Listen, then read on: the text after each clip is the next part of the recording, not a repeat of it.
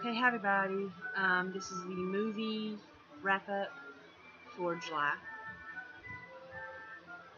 I watched Lethal Weapon Part 1. It's made in 1987 with with over 7 minutes of previously. Oh wait, this is the director's cut. Minutes of previously unavailable scenes. The director's cut of Lethal Weapon is a long overdue present for fans. Riggs' solitary home life and the tragic loss spurring him to a reckless disregard for his own safety now come into a greater focus. We see that recklessness is in new scenes underlining the differences between the two cops. Murtaugh, just 50, needs reassurance about his skills at a firing range. Riggs, not caring if he sees another birthday, coolly walks into a schoolyard sniper field of fire. All the humor and adrenaline that made this original and entertainment milestone are here too. No scenes have been removed, but new action and new insight are now included. Include yourself in the excitement. A trailer, and that's it.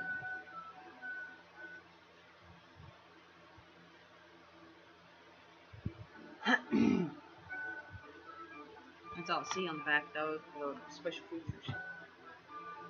I then watched Stonehenge Apocalypse, made I think in 2013, but I could be wrong in a minute.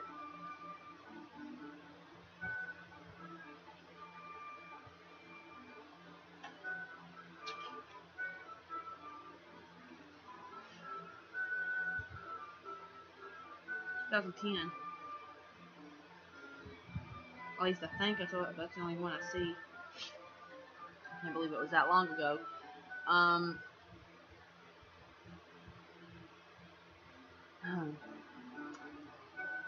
The discovery of an Egyptian chamber suddenly triggers a deadly electromagnetic occurrence at Stonehenge. Something within the stones has come alive. An ancient prophecy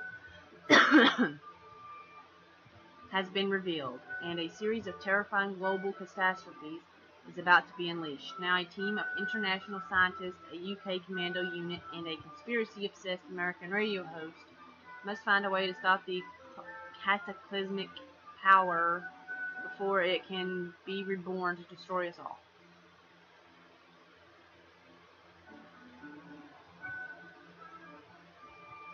Stonehenge Apocalypse behind the scenes and trailer. That's it.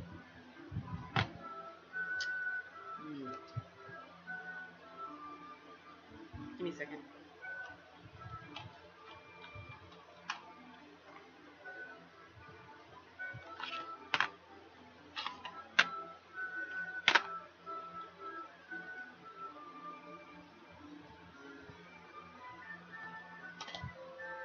I was just trying to put them in order.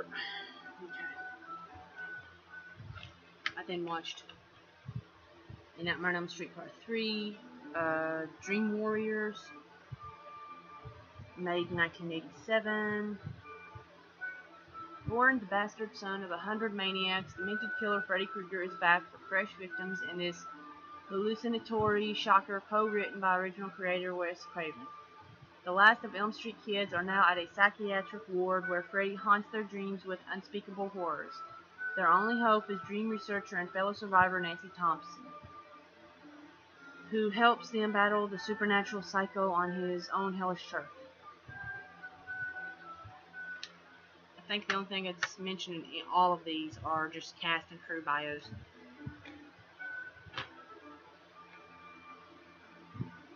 I then watched A Nightmare on Elm Street Part 4, The Dream Master, made in 1988, proving there's no rest for the wicked, and the unspeakable evil Freddy Krueger is again resurrected from the grave to wreak havoc upon those who dare to dream.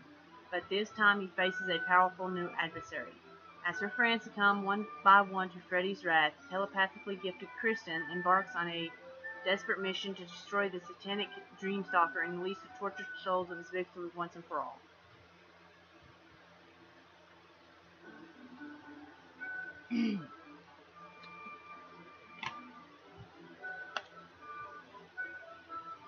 A Nightmare on Elm Street Part 5, The Dream Child, was made in 1989. Freddy Krueger returned to deliver a whole new breed of terror in his most fiendishly perverse fright fest yet. Unable to overpower the Dream Master who vanquished him in A Nightmare on Elm Street Part 4, Freddy haunts the innocent dreams of her unborn child and preys upon her friends with sheer horror. Will the child be saved from becoming Freddy's newest weapon, or will the maniac again resurrect his legacy of evil? For this eye-popping installment, director Stephen Hopkins enlisted makeup wizard David Miller, original creator of Freddy's hideous visage. The result, a face that not even a mother could love, and terror beyond her wildest nightmares. Then I watched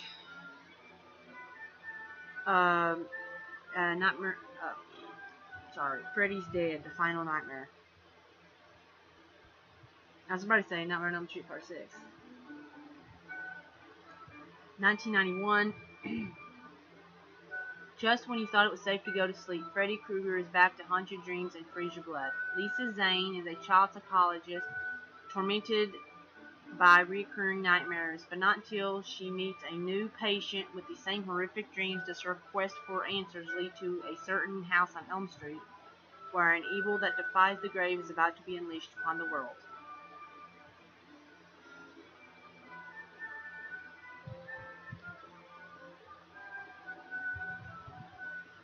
I was making sure I'm not going to read the last little bit because I just mentioned who's playing in it. I then watched True Lies, made in 1994.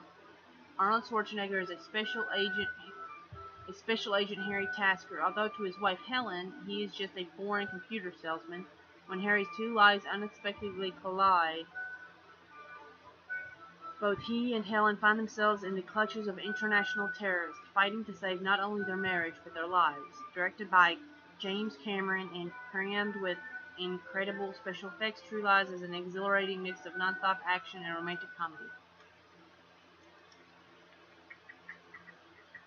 I don't think this thing has any special features, none that I could see anyways.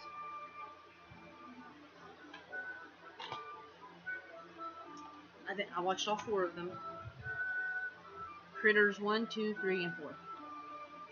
Critters 2, the main course. Critters 3, you are what they eat. Critters 4, that's it. And this tells me nothing on the back.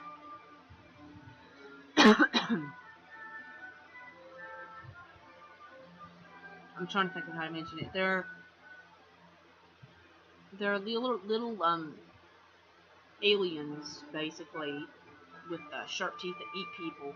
And they're like little fur balls. They can roll up into balls and start rolling. You think, part 1. That's where they attack this family at their house. I don't know. I don't remember too much about it. I think the only person that ever continuously comes back is the guy that plays Charlie and the guy that plays Kim. He's the two only characters that ever come back. That guy's an alien. He's there to destroy them. Critters, the main course, part 2. Oh wait, no, there's 2. No, Young Boy plays on there. He comes back in part 2. I'm trying to remember it. It's kind of hard because they're all basically the same. It's just that they come back. The aliens come back to the same town. Actually, I think all these are based on the same town except for part 4.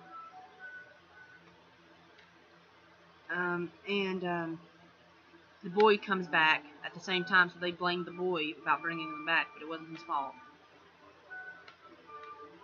And they end up killing a whole bunch of people. I don't remember too much. I'm sorry. It's like I remember it, but I don't know how to put it into words. Part 3, that's got Leonardo DiCaprio in it. It's about this young girl, her brother, and their dad. They live in this apartment. Leonardo DiCaprio's father, he's way young in this, by the way. His father owns the building. He's wanting to destroy it or do something to it, and he's trying to figure out ways to get rid of them, get the people out. That boy, Leonardo DiCaprio, I can't remember his name in the movie. He ends up like becoming friends with the girl and her brother,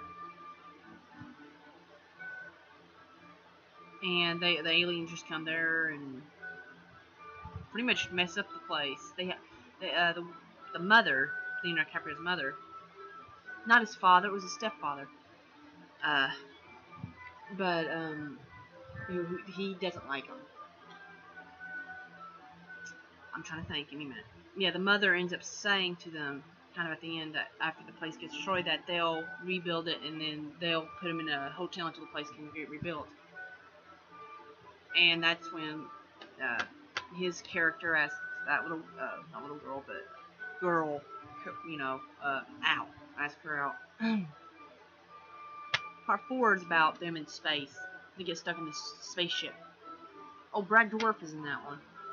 Part 4. It's just about this, what is that called again? Salvage.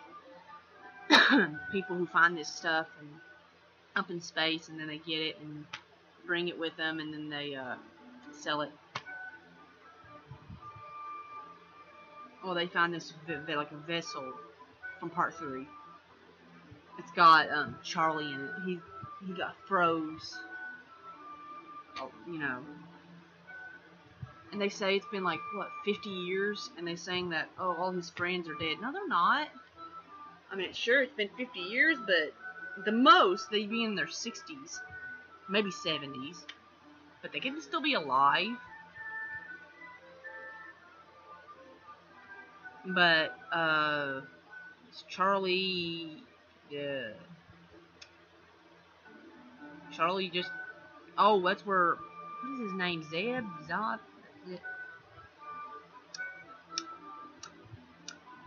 Ugh, there we go, Ugh.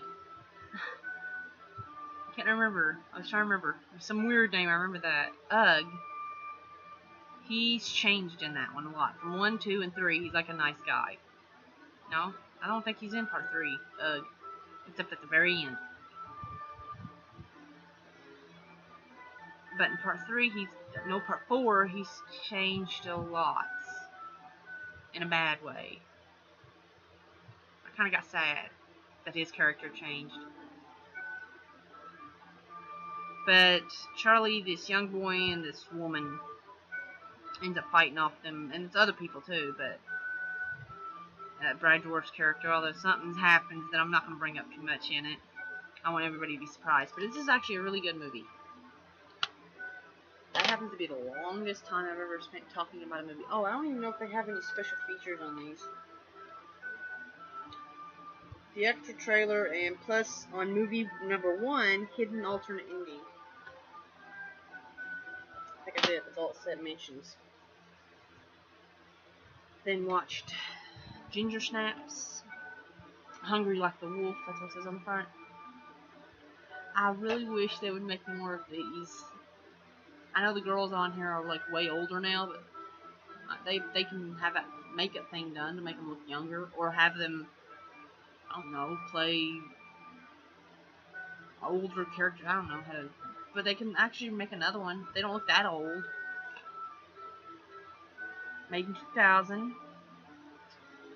Ginger and Bridget, two sisters trapped in suburbia, are obsessed with mayhem, torture, and death.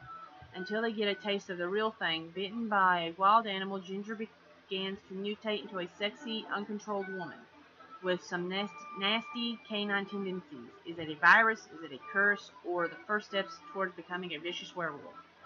Intelligent, inspired, and truly terrifying, this award-winning horror film makes you look at raging teen hormones in a shocking new way.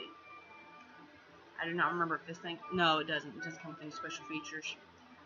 I love the music that's on this, though. It's just music, no singing or nothing. But I actually liked it.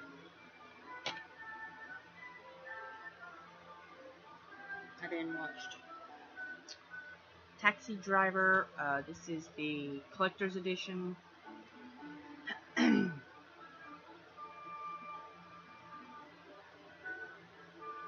I don't know when this was made.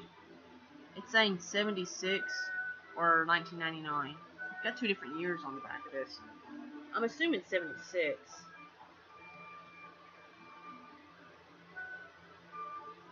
Robert De Niro stars with Jodie Foster, Sybil Shepherd, Harvey, I don't even know how to say his name, Keitel, Peter Boyle, and Albert Brooks in the all-too-real story of a psychotic New York cabbie who is driven to violence in an attempt to rescue a teenage prostitute.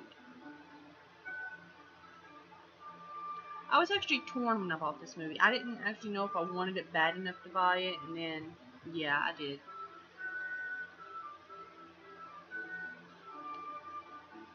Making of documentary... I got my tongue twister. Making of documentary, photo montage, portrait gallery, storyboard sequence, original screenplay, and I'm just going to show you because I'm not going to end up saying all these if you can see them.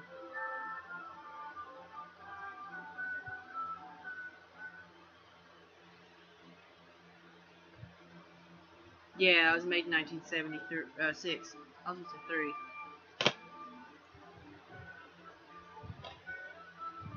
Then I watched 15 and Pregnant, inspired by a true story, Lifetime True Stories DVD for women,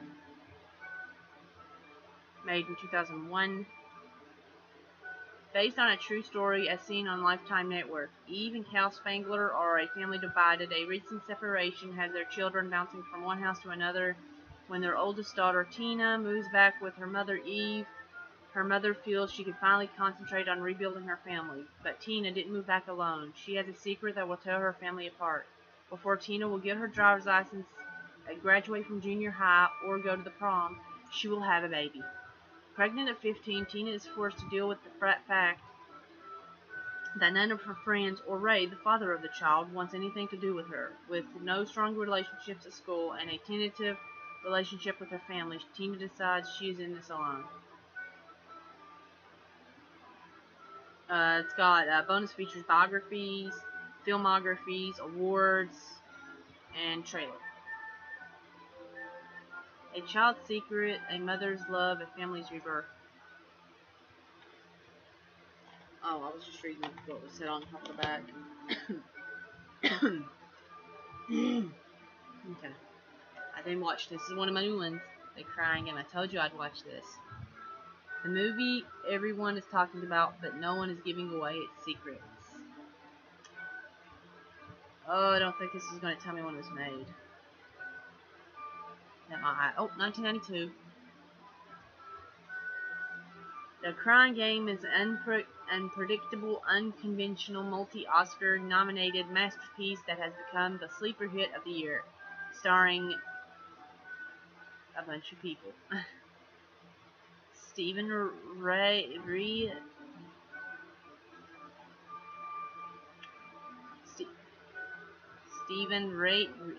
can't pronounce his last name, R-E-A, and Miranda Richardson as Irish terrorist, Forrest Whitaker as their hostage, and Jay Davidson as Whitaker's exotic girlfriend. The film is a haunting, humorous, and shocking romantic thriller. Never has a motion picture undermined viewer expectations so thoroughly and enjoyably. I'm not going to go too much into detail about this at all. I'm not going to say anything about it, because anybody who hasn't seen this has got to watch it. It's a big shocker. Although, not for kids. Because it's got big, bad nudity on it.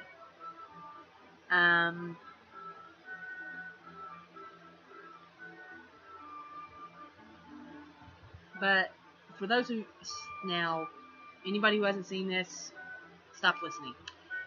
But for those of you who have, I have a question. I want to hear other people's opinions. Do you think that they stay together at the end, even though he's in jail for like 6 or 7 years? Because I did a little research how long he's in jail, and it mentions like in Wikipedia, and I actually I had to watch this like 3 or 4 times because I couldn't hear what it was saying at the end a little bit. And then finally, when I cranked up the volume and everything, I actually started paying attention. I noticed on Wikipedia, though, it mentioned about what he plans on doing when he gets out. It never said anything about that in the movie.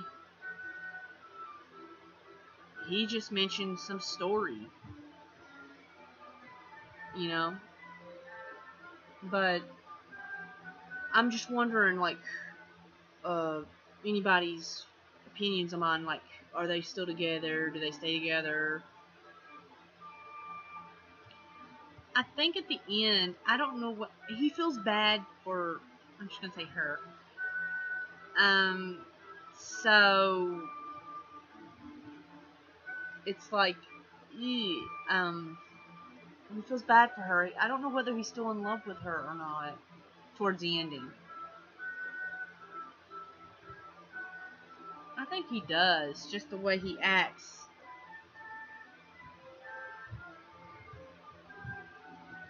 And I don't know whether I'm trying to remember if this has got any special features. That's what's taking me so long to answer you know. It's got the extra trailer, production notes, and cast and crew information. That's it.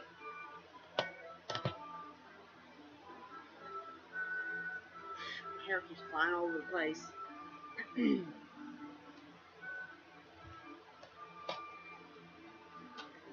I then watched Shark Boy and Lava Girl, and I watched this in 2D, not 3D. It was made in 2005. Another family adventure from the hit-making director of Spy Kids. The Adventures of Shark Boy and Lava Girl is non-stop fun and stars Hollywood's favorites, David Arquette, Kristen Davis, and George Lopez. Everyone always knew that Max had a wild imagination, but no one believed that his wildest creations, a boy raised by watchful great white sharks and a girl with the force of a volcano, were real. Now these two pint-sized action masters will show Max that even an ordinary kid has what it takes to be extraordinary. Bursting with cool, eye-popping 3D special effects, even the smallest dreamers can become the biggest heroes in this entertaining motion picture. Creating Shark Boy and Lava Girl with Racer Max. Commentary. And it comes with 3D glasses, but I think I lost some of them. I'll show them to you. No? I actually still got them all.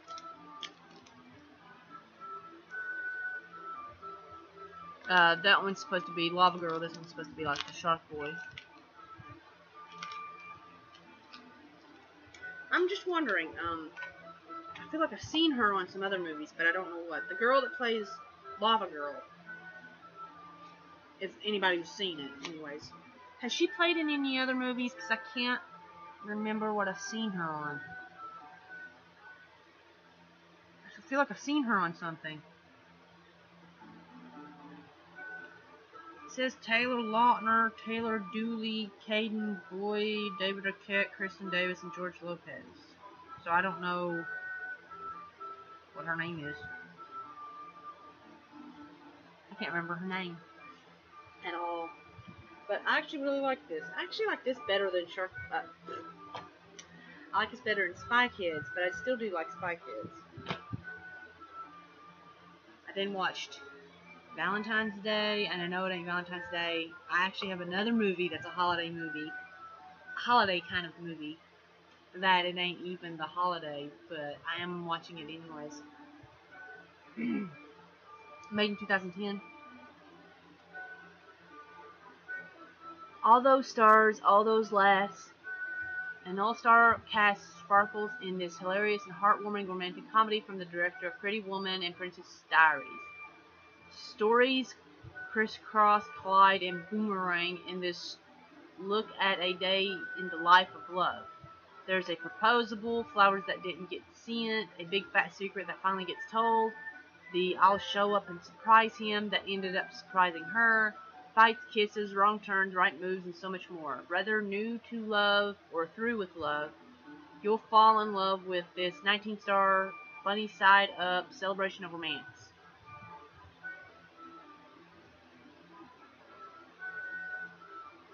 It's just exclusive Sex and the City 2 sneak peek trailer,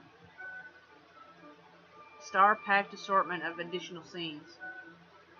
I'm assuming like deleted scenes or something. I didn't actually watch them.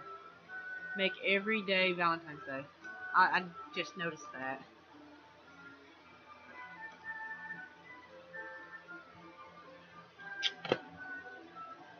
I then watched I Am Sam, Love Is All You Need.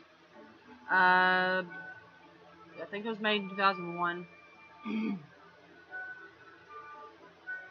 Sean Penn and Michelle Pfeiffer give career-defining performances in this humorous and heartwarming story about a mentally challenged father who enlists the aid of a high-powered attorney to help him gain custody of his daughter.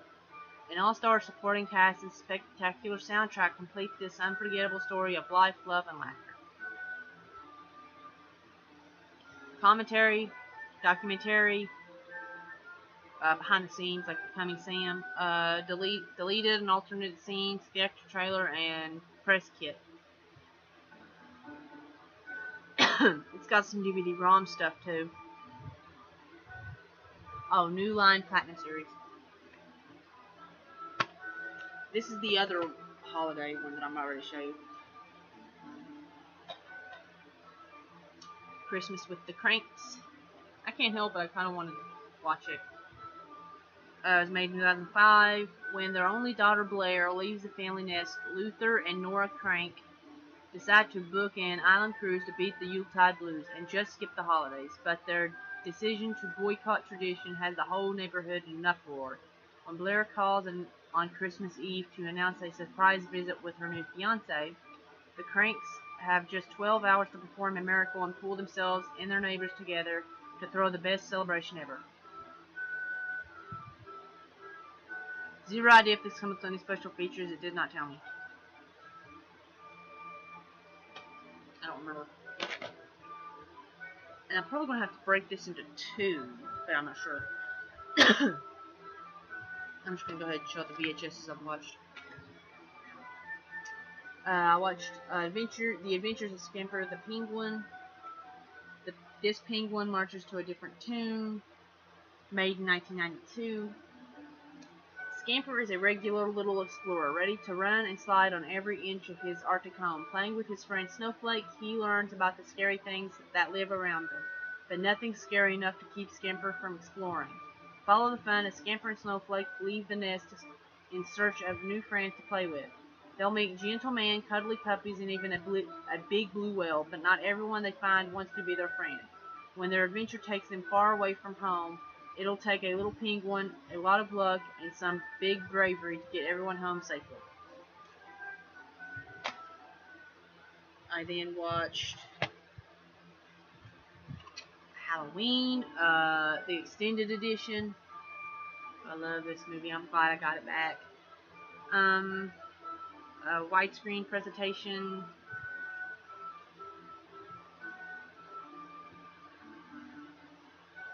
I don't remember if mine was a full screen or not. The other one that I had.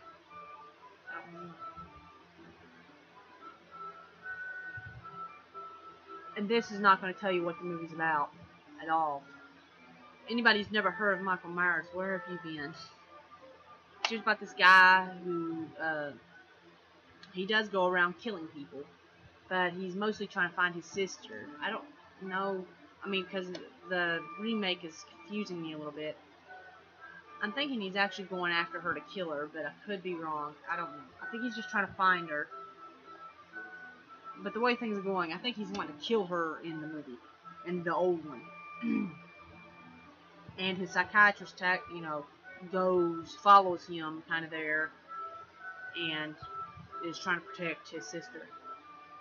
But he doesn't know that's his sister at first, even though, even she doesn't know that's her brother. Oh, this has actually got special features at the end, I think.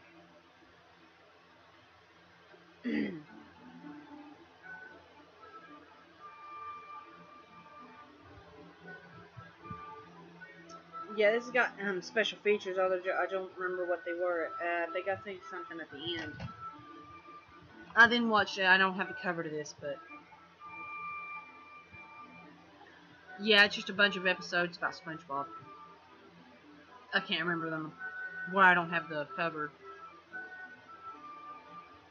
That's all I watched for this month. Oh no, I watched more. Sorry. Probably will have to break this into two. Maybe after I can get through these fast enough. These are the ones I borrowed. All from Crystal. This one is Heroes of Horror. It's a 2-disc set. It's got 7 horror movies on it. I think, yeah. One disc is Bela Lugosi. The other disc is Boris Karloff. Something feels like it's going to come up. Sorry. And I don't know when any of these are made. White Zombie, Bowery at Midnight, Invisible Ghosts, Spooks Run Wild, Snake People, Island Monster, and The Terror. White Zombie, when a wealthy plantation owner becomes obsessed with a beautiful but unattainable woman, he strikes a devil's bargain with a sinister voodoo master. Bowery at Midnight, a professor runs a charitable mission by day and a gang of thieves by night. Those who get in his way end up buried in his cellar until a madman reanimates the corpses. Invisible Ghost. A doctor unwittingly commits a series of grisly murders while hypnotized by the ghost of his dead wife. Spooks Run Wild. A goofy gang spends the night at a creepy mansion and encounters its owner, who remarkably resembles Count Dracula. Snake People. On a small remote island, beautiful native girls are transformed into zombies by a sinister snake dancer. Is a mysterious plantation tycoon behind the bizarre death cult. Island Monster. When drug smugglers kidnap the daughter of a narcotics agent, a wealthy philanthropist offers to help with her rescue, but all is not what it seems in this exotic thriller. The Terror. A lieutenant in Napoleon's army pursues an intriguing woman to the castle of an elderly baron who believes she is the ghost of his long-departed wife. And none of them have none of them have special features. Then I watched Fragile. It's one of the Fangoria movies. Fangoria Fright Fest movies. This was made in 2005. After almost a century, the Mercy Falls Children's Hospital is about to close its doors for good. A nurse is hired to assist in the closing process, but it soon becomes increasingly clear that there is a dangerous spirit living in the hospital, which the children call the Mechanical Girl. This ghost's presence has a terrifying hold over them and will stop at nothing to keep them in the hospital with her forever. Behind the scenes, 8 Fangoria Frights, making visual effects and trailers. This is kind of a sad movie. Then I watched Twixt. Once the nightmare begins, the terror never ends. I'm just confused about this movie. I'll mention it in a minute. Val Kilmer and Ellie Fanning star in this terrifying horror film written and directed by Academy Award winner Francis Ford Coppola. Kilmer plays Hal Baltimore, a writer on a book tour who uncovers a disturbing murder that could be source material for his next novel. But as Hal investigates the killing, he finds himself confronted by chilling nightmares, including the ghost of a young girl. As he uncovers more horrifying revelations, Hal will discover that the story has more to do with his own life than he could ever have imagined. Twixt, a documentary.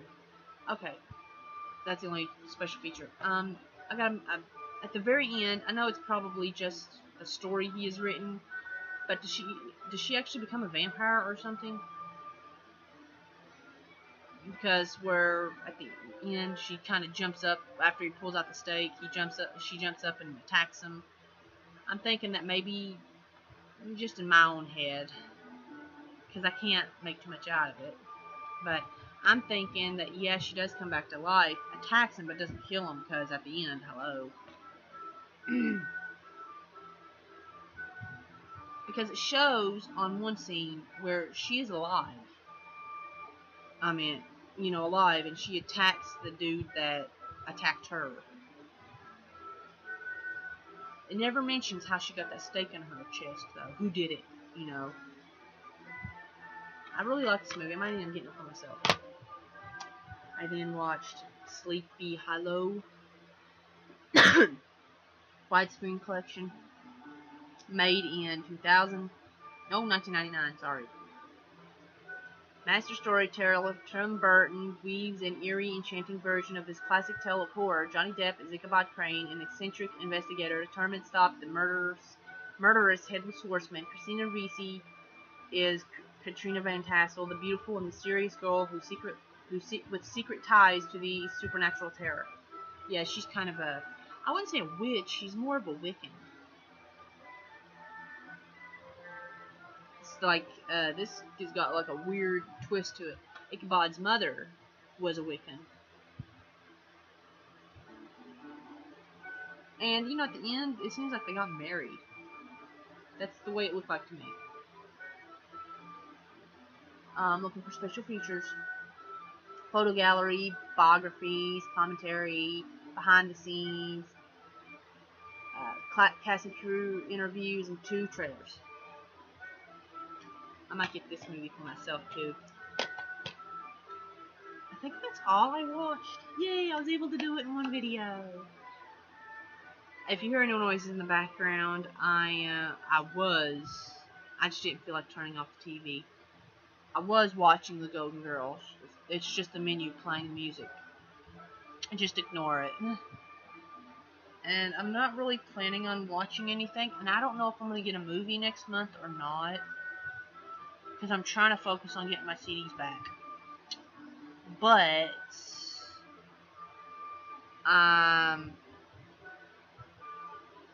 that's all I watched for this month. So, bye.